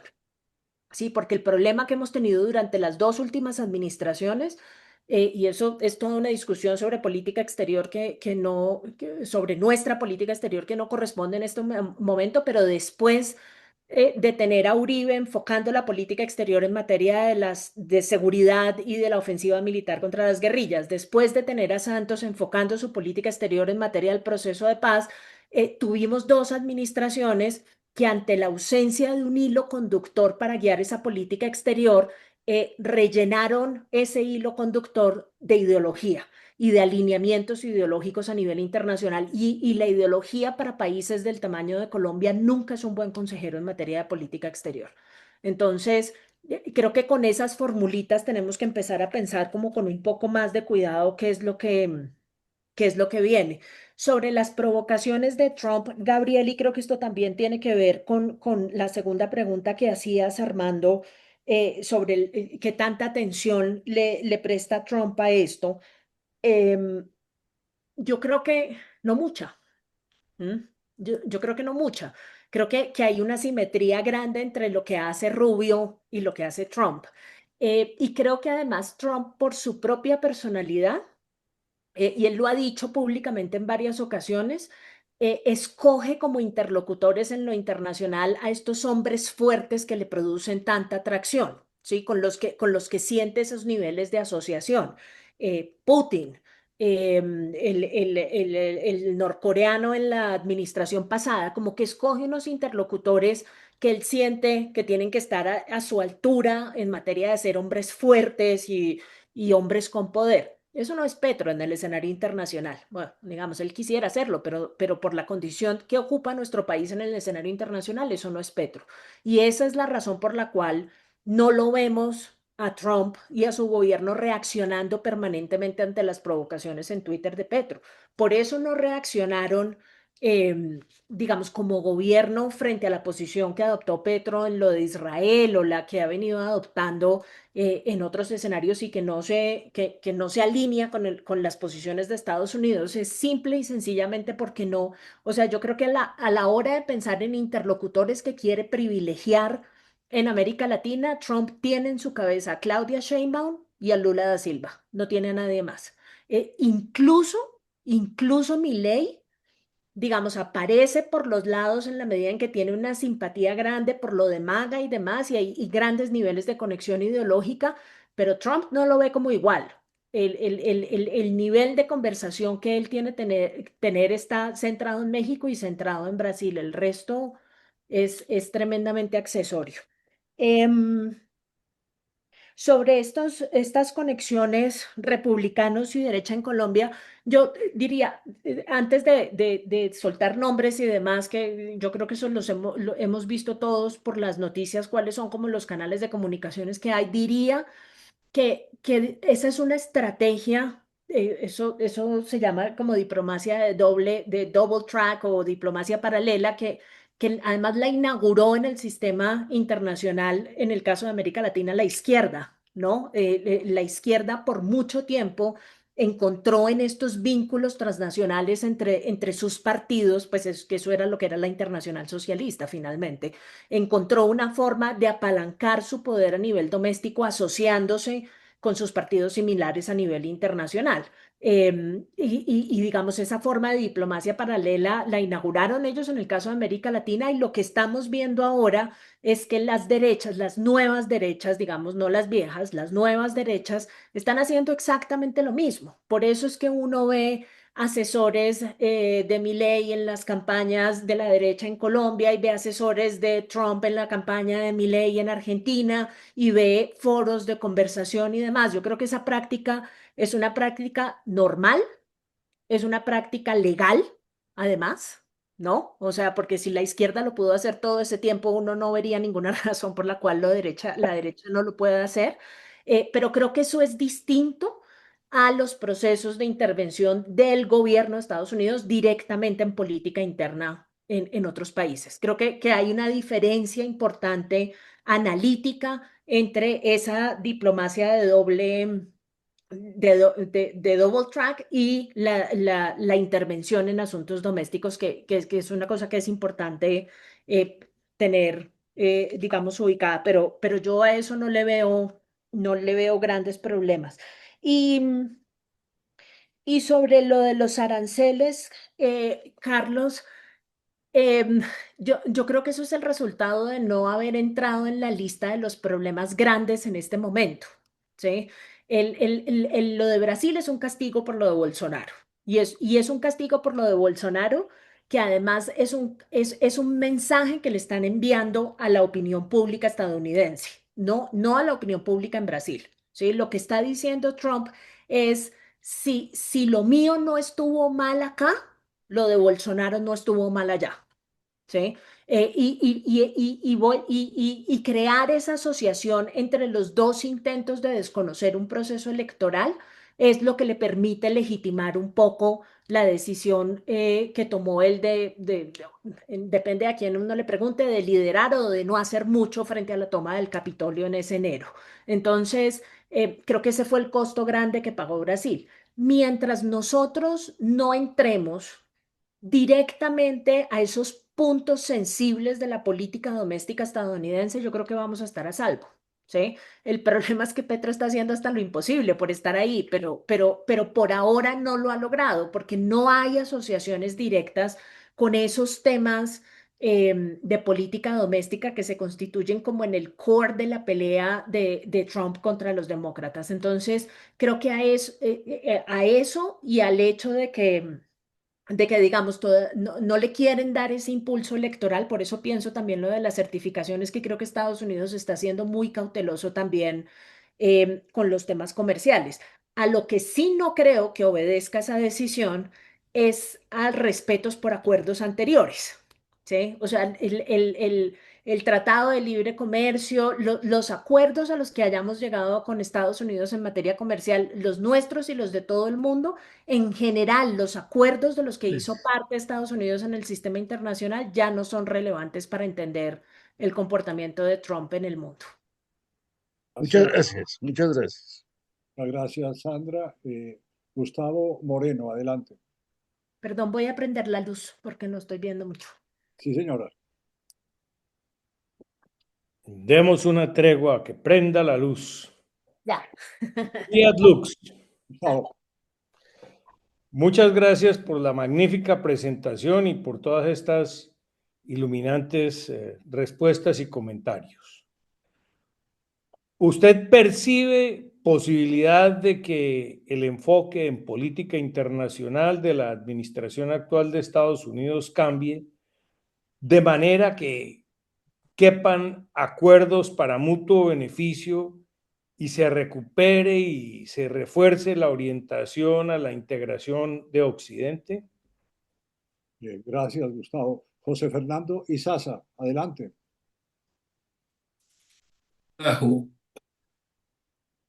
Ante todo, una gran felicitación a Sandra porque la conferencia estuvo magnífica y el debate, como se ha llevado, ha sido totalmente iluminante. Dentro de mi paranoia, tengo la siguiente inquietud. Por supuesto que el despliegue militar naval de Estados Unidos frente a las costas de Venezuela no es para invadir a Venezuela ni para controlar el narcotráfico, en absoluto. Diosdado Cabello tenía razón cuando mostró los mapas diciendo, no, la cocaína va por otro lado, va por el Pacífico. Pero ese despliegue sí puede entenderse posiblemente como una maniobra militar para un bloqueo, dentro de lo difícil que es saber cómo piensa Trump, podría pensar en un bloqueo a Venezuela. Y ese bloqueo sí es supremamente fácil. Es bloquear el puerto de La Gaira y Venezuela queda con una sola salida, que es Colombia, porque no puedes tener salida por Guyana, porque con Guyana están de pelea por el Esequibo. Y Brasil es supremamente lejos. Entonces, si Trump lo que está pensando es en una maniobra militar para un bloqueo, yo creo que estaríamos en una situación supremamente difícil. O es un poco de paranoia y Trump no jamás va a pensar en un bloqueo. Gracias, José Fernando. Isaac Yanovich, adelante. Gracias, doctora Sandra. Como dicen en mi tierra, el que es caballero repite. Y mi primera observación es que yo no entiendo por qué no la nombraba usted canciller, pero bueno. Mi pregunta muy corta es esta. Se habla con todo tipo de insistencia sobre el tema de controlar el narcotráfico. Sin embargo, uno de las principales fuentes que en mi muy humilde opinión debería ser motivo de persecución, que es el tema financiero, usted ve que las criptomonedas que se están apoderando del mundo en todos los países no tienen ninguna capacidad de control, nadie piensa en restringirlas y seguimos disfrutando de las posibilidades que ofrecen las criptomonedas de lavar dinero infinitamente. Entonces, mi pregunta sería, ¿de verdad el mundo está interesado en restringir el lavado de dinero? Muchas gracias. Gracias, Isaac. Sandra, adelante. Bien, sobre la pregunta de Gustavo, yo creo que para entender hacia dónde va eso en Estados Unidos, la pregunta sobre las causas de esta situación es bien importante. Porque yo creo que lo que llevó a Estados Unidos a adoptar esta suerte de, como la llaman algunos, de actitud iliberal, fue en una muy buena parte digamos, ese ingreso y esa llegada a la cresta de la ola en materia de globalización produjo muchísima exclusión en Estados Unidos. Yo siempre recomiendo este bendito libro, que es que me parece un libro fascinante, el de La política del resentimiento, de Catherine Kramer Walsh. No está traducido al español, se llama The Politics of Resentment. Ese es el único libro que logró predecir la llegada eventualmente de Trump al poder. Ella hizo un estudio en Wisconsin sobre las razones por las cuales estaba empezando a llegar esta ola de republicanos al poder, que empezó con Scott y todos estos personajes, y ella dice, la razón por la cual esto está pasando es porque se está creando un cisma enorme entre la gente que se logró subir a la ola de la globalización y la gente que no logró hacerlo. ¿Sí? Todos estos que quedaron rezagados de la industria automotriz estadounidense, todos los que quedaron rezagados de las nuevas economías digitales, web, etcétera, etcétera. Entonces, ella dice, eso creó un gap tan grande y una forma de exclusión tan grande que además empezó a capitalizarse en este resentimiento antiliberal fuertísimo, que el único que articuló electoralmente fue Trump, que es un resentimiento en contra de todo lo liberal, ¿no? Desde los medios de comunicación hasta los diplomáticos, hasta los empresarios, la gente que vive en las grandes ciudades, etcétera, etcétera, etcétera.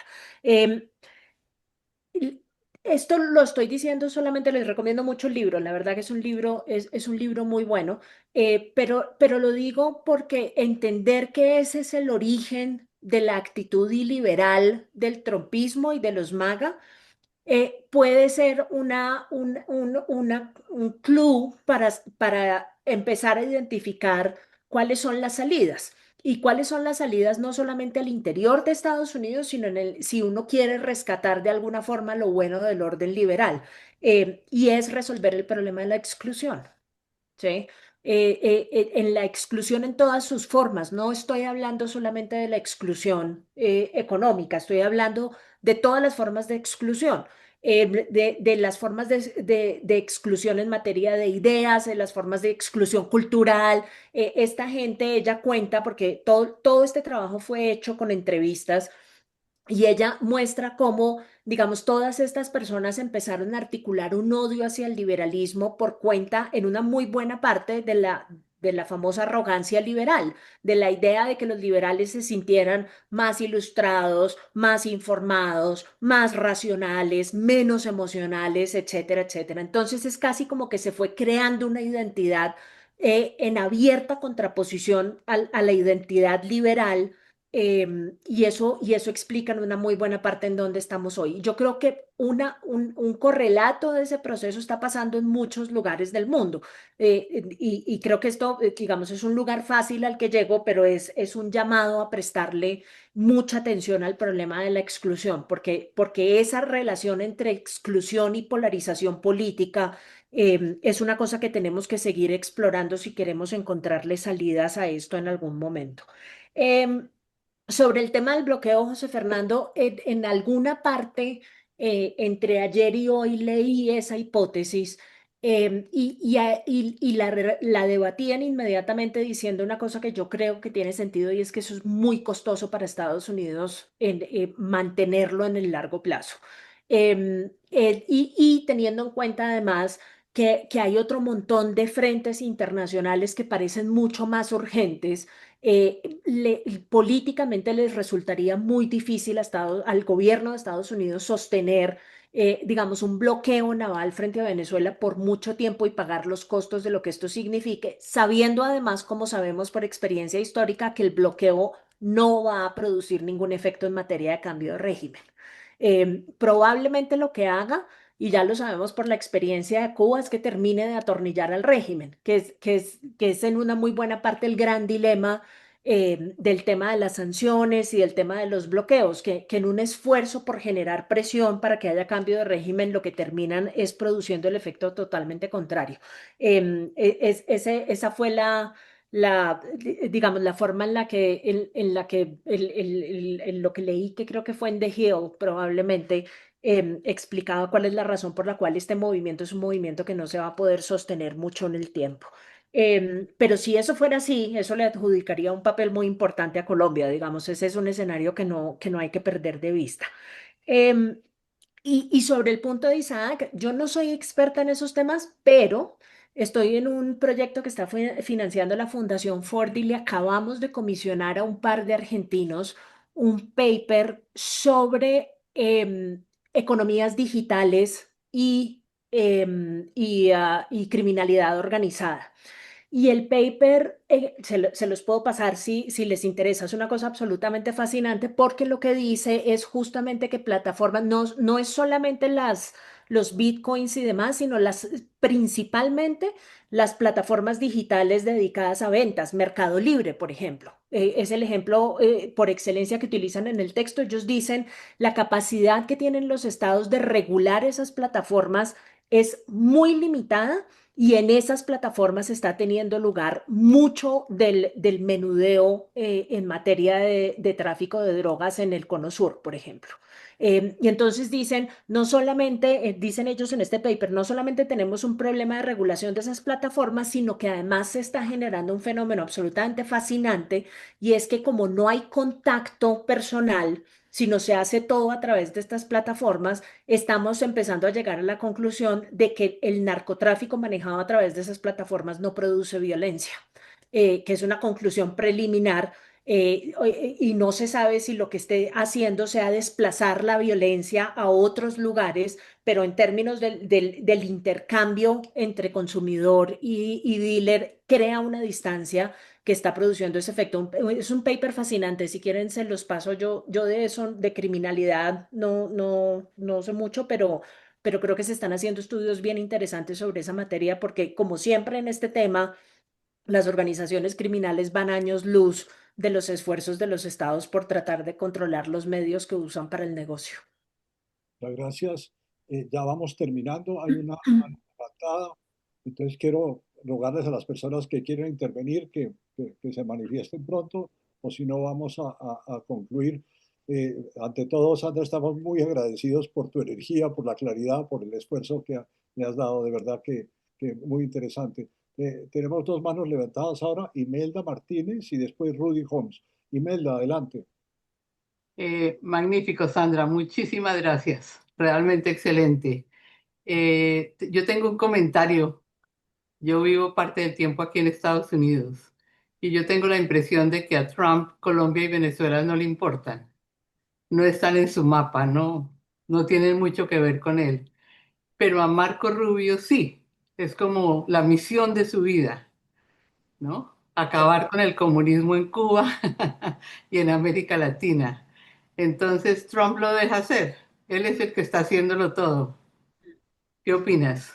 Gracias, Imelda. Rudy, adelante. Yo tengo la impresión que Imelda tiene razón porque Marco Rubio, así como Sergio, duerme con las relaciones internacionales. Marco Rubio duerme con el barrio antiguo country Así es, así es. y entonces le importa mucho Colombia porque de golpe le lo bajan de la campa. Bueno, no, yo es que me tengo que excusar, me tuve que salir de la reunión y tengo dos preguntas que espero que no me has contestado. Si ya las contestaste, yo miro el video. La primera es que como tenemos que cambiar el concepto, el marco de las relaciones internacionales, ¿tú has pensado cómo lo vamos a hacer? Vamos a hacer un Consejo de Relaciones Internacionales, vamos a crear una institución o por lo menos un grupo de gente interesada y de expertos que se pongan a hacer eso, porque es que eso no va a suceder automático. Mejor dicho, habría que principiar a trabajar ya para que el nuevo gobierno pudiera tener algo con que volar. Esa es mi primera pregunta. La segunda es que a mí me parece que Trump no se puede retirar si no le dejan proteger su cara, ¿no? Y no veo cómo distinto a que haya algo con Maduro, ¿no? Es decir, es posible que yo diga, bueno, ya amenazamos la droga, acabamos la efectividad, lo que sea, pero Maduro entonces se va en tal fecha, una cosa de ese estilo. Eso no lo veo tan posible. Entonces, el cerco va a durar. No sé tú qué opinas. Muy bien. Sandra, adelante y con esto y con tus respuestas vamos a cerrar esta sesión. Adelante. Sí, no, yo estoy totalmente de acuerdo con la lectura sobre lo de Marco Rubio y lo de Trump, Imelda. Digamos, mi idea inicial era, al comienzo de la administración allá, estábamos en un mejor lugar porque por lo menos Marco Rubio tenía un poquito de contrapeso. Porque yo creo que esa ala pragmática tiene una virtud y es que entiende los costos grandes de lo que está haciendo Rubio, porque es que esto también le puede salir muy costoso a Estados Unidos, ¿sí? Esto puede resultar en dos escenarios extremos, pues un escenario en el que no logren absolutamente nada y se tengan que devolver sin resultados, que eso es un escenario dramático, y sobre todo frente a la comunidad de latinos en Miami y toda esta gente, y el otro escenario que es un escenario en el que terminen involucrados en una cosa de larga duración, un conflicto de estos endemoniados y dificilísimos de descifrar, que es lo último que él quisiera que pasara, teniéndole tanta aversión al involucramiento militar de Estados Unidos en ese tipo de conflictos. Entonces, están corriendo un riesgo grande, digamos, esta medida no es una medida que vaya a lo seguro desde ningún punto de vista. Y creo que eso es lo que me preocupa de lo que le espera a América Latina en los próximos años, que de esto puede salir Rubio fortalecido o puede salir debilitado. Si sale debilitado, estamos en un buen mundo. Si sale fortalecido, creo que vamos a tener problemas. Pero estoy totalmente de acuerdo. Yo creo que Trump no tiene en el mapa eso. Él está, digamos, esa no es su agenda y ese no es su interés fundamental. Em, y sobre el punto de Rudy, digamos, esa aproximación de buscar una salida negociada a través de la disuasión es una cosa muy parecida a lo que intentaron la vez pasada. Yo diría que hay un obstáculo y es que por todo lo que he leído y todo lo que he escuchado en estos días, creo que a partir de la experiencia del cerco diplomático y de lo del gobierno este alterno de Guaidó que se intentó en la primera administración, hay muchos medios que coinciden en afirmar que Trump le tiene muy poca confianza a la oposición en Venezuela, muy poca. Entonces, para llevar a cabo un proceso de negociación que termine en una transición pactada y que termine en una transición acotada que no exija que Estados Unidos se involucre más de la cuenta, se necesita tener una oposición que haga parte de eso y que sea funcional. Y la oposición venezolana cada día está más debilitada por cuenta de sus propios errores y por cuenta de la represión de Maduro. Entonces, ese escenario de negociación lo veo cada vez más, más complicado. Y sobre el otro punto, yo, digamos, creo que nosotros tenemos un problema muy serio a la hora de acercarnos a este tema de la política exterior, Rudy, y es que Colombia no tiene escenarios definidos de discusión y de gestación de ideas alrededor de los temas internacionales. O sea, yo, por ejemplo, veo el ámbito económico y yo veo que hay think tanks, está Fedesarrollo, están grupos como el de ustedes, qué sé yo, gente que está pensando, que está diciendo, bueno, vámonos por este camino, que hace diagnósticos, etcétera, etcétera. Eso en materia de política exterior no existe. Y no existe por una razón fundamental y es que nunca ha importado, porque el gran gap que tenemos entre la gente que piensa la política exterior y la gente que hace política exterior hace que esos vasos comunicantes hayan sido inexistentes durante muchísimo tiempo y hoy más que nunca. Entonces creo que pensando hacia el futuro, yo diría que un esfuerzo como el que están haciendo los chilenos de juntar distintos sectores, distintos partidos políticos, distintos sectores políticos, organizaciones de la sociedad civil, sector privado, academia, digamos, crear un grupo, digamos, de actores diversos, diversos ideológicamente y diversos en materia de lo que hacen, para sentarse a pensar cuál va a ser el plan, es una cosa que, entre otras, nos va a prevenir de un escenario, de terminar en un escenario como el escenario de Estados Unidos, en el que llega un republicano y hace una cosa y luego llega el demócrata, devuelve todo y hace exactamente lo opuesto. Necesitamos empezar a gestar un escenario en donde podamos construir al menos consensos mínimos alrededor del manejo de la política exterior, porque si no, digamos, ya hemos estado muy débilmente insertados en el sistema internacional, lo vamos a estar aún más y vamos a pagar grandes costos si además politizamos este tema y lo convertimos en objeto pues de la polarización que estamos viviendo. Entonces, ojalá, digamos, y parte de lo que creo deberían ser estas conversaciones es empezar a pensar también en escenarios en donde pueda convocar una cosa como esa. Lo de Chile ha funcionado muy bien. Lo de Chile ha funcionado muy bien porque es un lugar donde están todos los partidos, en donde están todas las fuerzas políticas y en donde, desde donde hay legitimidad para sugerir qué hacer en materia del comportamiento internacional de ese país, pero tristemente nosotros no hemos logrado esa tarea y deberíamos aprovechar para empezar a pensarla. Sandra, en este foro sucede a veces que los primeros son los últimos. Entonces Alejandro Linares quiere hacerte una pregunta y definitivamente va a ser la última. Pero permíteme un comentario muy breve. Fedesarrollo, cuando crearon, estaba en esa misma situación. Aquí había unos gurús antioqueños que eran los que mandaban en la economía. Entonces, Rodrigo, que está aquí presente, pienso y pensó que eso había que hacerle alguna oposición y consiguió plata para armar un centro de investigación que ha tenido un desarrollo muy bueno. Yo creo que debíamos estar pensando en eso nosotros ya.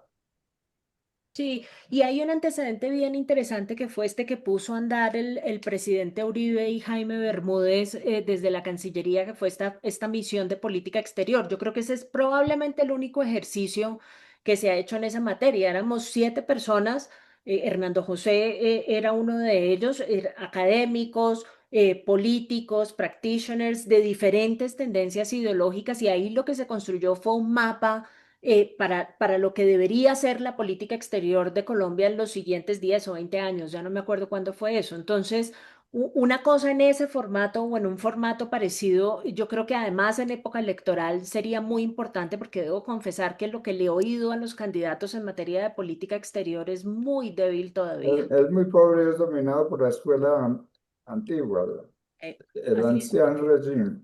así es. Muy bien. Alejandro Linares, adelante. Gracias, muchas gracias, Sandra, muy interesante.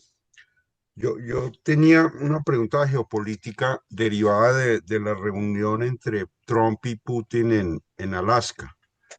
Y he escuchado que la reunión, digamos, para Trump no salió bien y de cierta manera hay quienes señalan que en esa reunión, pues Trump, eh, digamos, Putin le dijo a Trump que lo dejara en Ucrania.